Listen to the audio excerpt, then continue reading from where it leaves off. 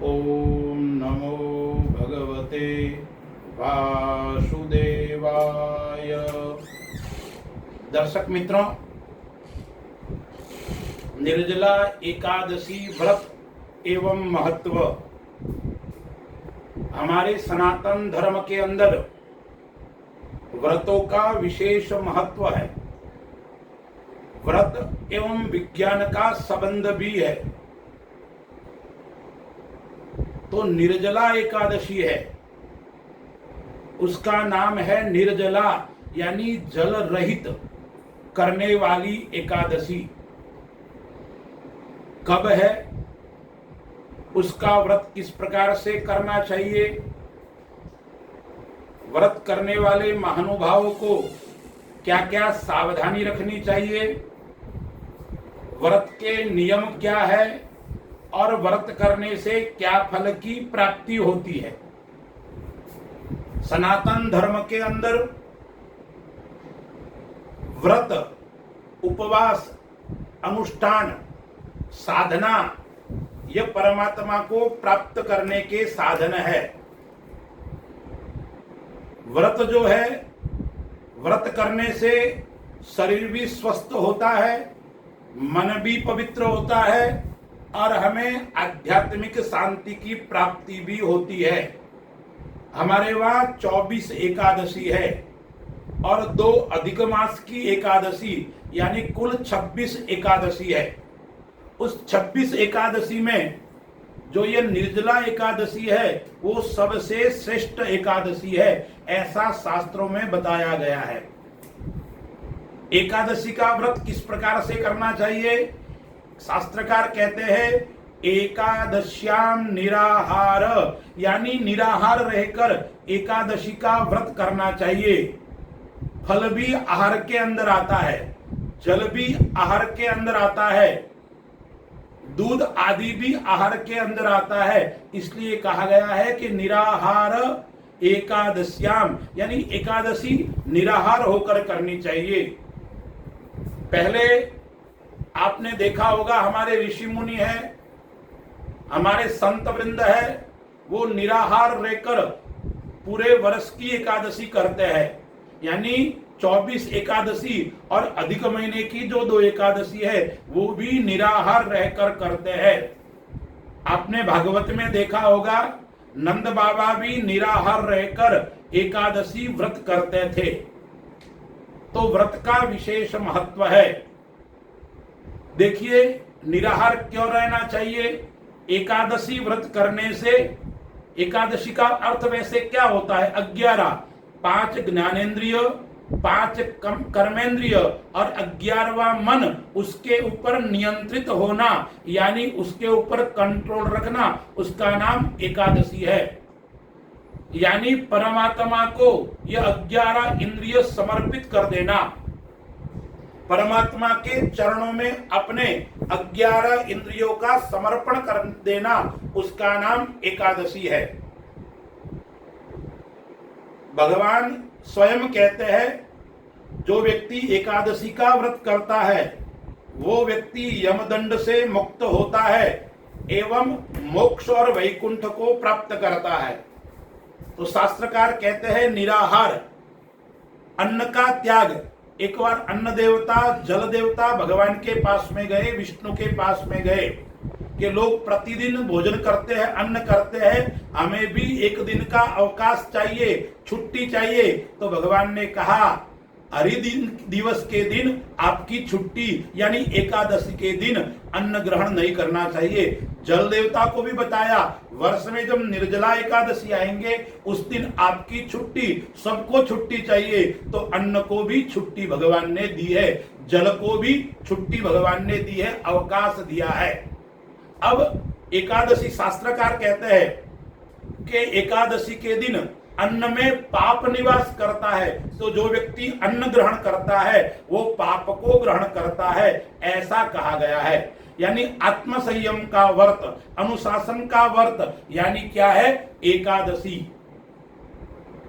अब यह निर्जला एकादशी है, उसका महत्व क्या है। धर्मराज युधिष्ठिर को भगवान कृष्ण एकादशी के बारे में बताते हैं एक बार भगवान अष्टादश पुराण के रचयिता भगवान वेदव्यास जी महाराज 5 पांडवों को, इसलिए इसका नाम भीमसेनी एकादशी भी पड़ा है। यह व्रत धर्म, अर्थ, काम और मोक्ष की प्राप्ति के लिए भगवान वेदव्यास जी महाराज ने 5 पांडवों से कहा कि आप एकादशी का व्रत, प्रत्येक मास की 2 एकादशी आती है, उन दोनों एकादशी को निराहार रहकर व्रत करना चाहिए। तो साथ में भीम जी भी बैठे थे, भीमसेन बैठे, तो भीमसेन ने कहा, क्योंकि भीमसेन का एक नाम वृकोदर है, हमारे पेट के अंदर जठराग्नि होती है, ऐसे ही भीमसेन के पेट के अंदर वृक नाम की अग्नि है। तो वृक नाम की अग्नि जिसके पेट के अंदर होती है उसको बार बार भूख लगती है। तो भीमसेन ने कहा, भगवान मुझे बार बार भूख लगती है, मैं दिन में 4-5 बार खाता हूं। शास्त्रकार महाभारत में ऐसा बताया है कि भीमसेन का जो नाश्ता था तो 72 मण था, यानी कम से कम 280 किलो तो वो नाश्ता अल्पाहार करते थे। तो भोजन कितना करते होंगे। तो भगवान वेदव्यास जी से कहा कि मैं निराहार नहीं रह सकता। तो भगवान वेदव्यास ने कहा कि ज्येष्ठ मास की जो शुक्ल पक्ष की एकादशी है उसका नाम निर्जला एकादशी है। उस एकादशी को आप व्रत करोगे तो आपको संपूर्ण व्रत का फल मिल जाएगा, सभी एकादशियों का फल मिल जाएगा। इसी समय से एकादशी का नाम पांडव एकादशी या भीमसेन एकादशी भी पड़ा है, यानी भीमसेन ने भी यह व्रत किया था।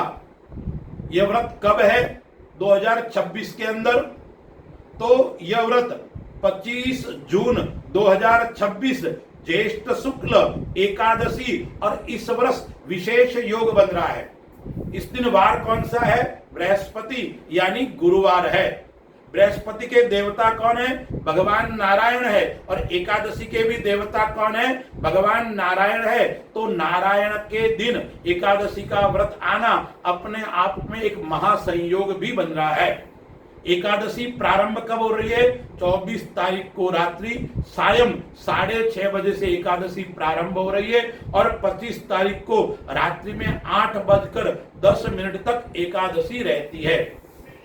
हम व्रत करते हैं तो 2-3 टाइम फराहार कर लेते हैं, जूस पी लेते हैं, 1-2 किलो फ्रूट भी खा लेते हैं, अटरम सटरम खा लेते हैं और कहते हैं हमने व्रत किया। व्रत ऐसा नहीं करना चाहिए। शास्त्रकार कहते हैं एकादश्याम निराहार, निराहार रहकर एकादशी का व्रत करना चाहिए। तो यह एकादशी का व्रत कैसे करना चाहिए? शास्त्र तो यहां तक बताते हैं कि 10वीं तिथि के दिन एक समय दिन में भोजन करना चाहिए, सायंकालीन वेला में भोजन नहीं करना चाहिए, एकादशी को निराहार रहना चाहिए और द्वादशी को भी पारणा जब करते हैं, इस दिन पारणा कब करना चाहिए? 2026 के अंदर, यानी द्वादशी तिथि के दिन 26 तारीख को प्रातः 6:30 से 9 बजे के बीच में आपको पारणा यानी व्रत खोलना है। शास्त्रों में व्रत की महिमा बताते हुए कि व्रत कैसे करना चाहिए, तो शास्त्रकार कहते हैं पयो व्रतो ब्राह्मण, यानी ब्राह्मण व्रत करते हैं तो जलपान करके ही व्रत करना चाहिए, ज्यादा उनको आहार आदि नहीं लेना चाहिए, अन्य किसी वस्तु का उनको खाना नहीं चाहिए, ग्रहण नहीं करना चाहिए। ब्राह्मणों के लिए विशेष तपस्या बताया गया है। फिर क्षत्रियों के लिए बताया है कि यवांगु व्रतो राजन्य, यानी यवांगु मतलब लापसी, हलवा। किसका हलवा? सिंगोड़े के आटे का, राजगरे के आटे का। ऐसा हलवा किसको खाना चाहिए? क्षत्रियों को खाना चाहिए, क्योंकि क्षत्रिय रक्षा करने वाले व्यक्ति होते हैं। धर्म की रक्षा, गौ माता की रक्षा करने के लिए उनको कुछ न कुछ आहार चाहिए, इसलिए शास्त्रकार बताते हैं यवांगु व्रतो राजन्य। फिर वैश्य के लिए क्या बताया? आमिक्षा व्रतो वैश्य। आमिक्षा कहते हैं रसगुल्ला है, ये बंगाली मिठाई आती है, यानी दूध से निर्मित जो आइटम है, मिठाई है, वो खानी चाहिए। किनको? वैश्य को खानी चाहिए, क्योंकि वैश्य भी कृषि आदि करते हैं, इसलिए उनको भी मेहनत करनी पड़ती है, इसलिए उनको खाना चाहिए। यह कौन सा? रसगुल्ला और दूध से निर्मित वस्तु खानी चाहिए। और जो चतुर्थ वर्ण है उनके और स्त्रियों के लिए क्या बताया गया है कि फलाहार आदि करके उनको व्रत करना चाहिए, क्योंकि यह सामान्य व्रत के लिए है, निर्जला एकादशी के लिए नहीं है। सामान्य व्रत की मैं व्रत महिमा के अंतर्गत आपको बता रहा हूं। निर्जला एकादशी तो सभी को निर्जल जल रहित करनी चाहिए, ऐसा शास्त्रों में बताया है। महिला आदि अन्य व्रत करती है, चतुर्थ वर्ण वाले व्यक्ति व्रत करते हैं तो उनको फलाहार आदि लेकर करना चाहिए। तो यह एकादशी का नियम मैंने बताया, किस प्रकार से व्रत करना चाहिए, भीमसेन ने भी किया था। अब व्रत में क्या नहीं करना चाहिए? व्रत के अंदर दिन में नहीं सोना चाहिए। एकादशी का व्रत करते हो, निर्जला एकादशी को व्रत करते हो, तो आपको लहसुन, प्याज, गाजर, अभक्ष्य वस्तु का भक्षण नहीं करना चाहिए।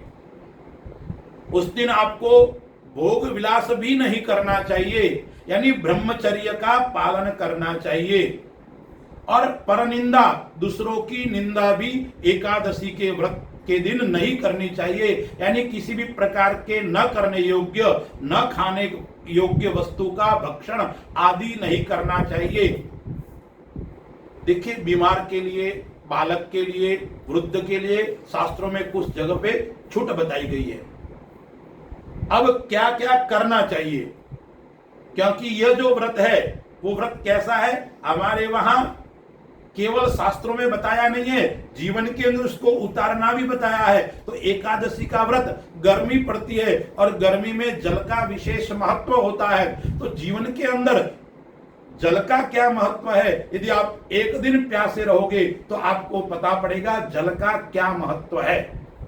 इसलिए हमारे वहां जीवन को किस प्रकार से संयम पूर्वक जीना चाहिए, यह स्वयं यदि आप जियोगे तो आपको अन्न का भी महत्व पता पड़ेगा और जल का भी महत्व पता पड़ेगा, क्योंकि ज्येष्ठ महीने के अंदर गर्मी अत्यधिक पड़ती है और उस समय जल का क्या महत्व है। यदि आप एकादशी का निर्जल रह के व्रत करोगे तो आपको पता पड़ जाएगा कि जल का, क्योंकि व्यक्ति जल और क्या है, वायु के बिना नहीं रह सकता है, 2-4 दिन भूखा रह सकता है, लेकिन जल तो व्यक्ति को चाहिए ही चाहिए। तो एकादशी के व्रत करने से वैकुंठ की प्राप्ति होती है और मोक्ष की प्राप्ति होती है। मैंने बताया क्या नहीं करना चाहिए, अब बता रहा हूं क्या करना चाहिए। तो शास्त्रकार कहते हैं प्रातः काल उठना चाहिए, सूर्योदय से पूर्व ब्रह्म मुहूर्त में उठना चाहिए, स्नान आदि करके नित्य क्रिया से निवृत्त होकर भगवान नारायण का पूजन करना चाहिए, बार बार संकीर्तन भगवान के गुणानुवाद करने चाहिए, उससे विशेष फल की प्राप्ति होती है। फिर दान क्या क्या देना चाहिए निर्जला एकादशी के दिन, तो शास्त्रकार कहते हैं कई प्रकार के दान का महत्व बताया है। आपको भगवान का पूजन करना है, गले के अंदर तुलसी की माला धारण करनी है, नामस्मरण करना है, और दान के अंदर एक तो आपको ठंडे पानी का कलश, यानी मिट्टी का जो कलश होता है वो कलश जलपात्र का दान करना चाहिए। शास्त्र में बताया है कि जलपात्र का दान करते हो तो आप यदि यह श्लोक बोल के करोगे तो आपको विशेष पुण्य की प्राप्ति होगी। कौन सा श्लोक है? जल आप ब्राह्मण को या किसी को देते हो जलपात्र, तो क्या बोलना चाहिए? देव देव ऋषिकेश संसारणवतारक उद कुंभम प्रदानेन नथ माम परमाम गतिम, यानी परम गति की प्राप्ति होती है यह श्लोक बोलने से। तो जल का कलश दान करना चाहिए, छाता दान करना चाहिए, वस्त्र दान करना चाहिए, जूते दान करना चाहिए। इस प्रकार का दान करने से विशेष फल की प्राप्ति होती है। अब देखिए, यह आत्म संयम का व्रत है, यह अनुशासन का व्रत है। तो जितना नियमों का पालन करोगे, आप शास्त्र की आज्ञा के अनुसार चलोगे, शास्त्र में जो नियम बताया है उस नियम के अनुसार आप करोगे तो आप पाप से मुक्त होंगे, आप किसी भी प्रकार की समस्या से मुक्त होंगे और अंत में आप किसको प्राप्त करोगे? भगवान नारायण को प्राप्त करोगे और वैकुंठ आपको प्राप्त होगा, ऐसा शास्त्रों में बताया है। तो इस वर्ष 25 जून 2026 को गुरुवार के साथ में जो एकादशी का महासंयोग बन रहा है, उस दिन आपको नियम के अनुसार व्रत करोगे तो आपको एकादशी का विशेष फल की प्राप्ति होगी। अस्तु। जय श्री राम।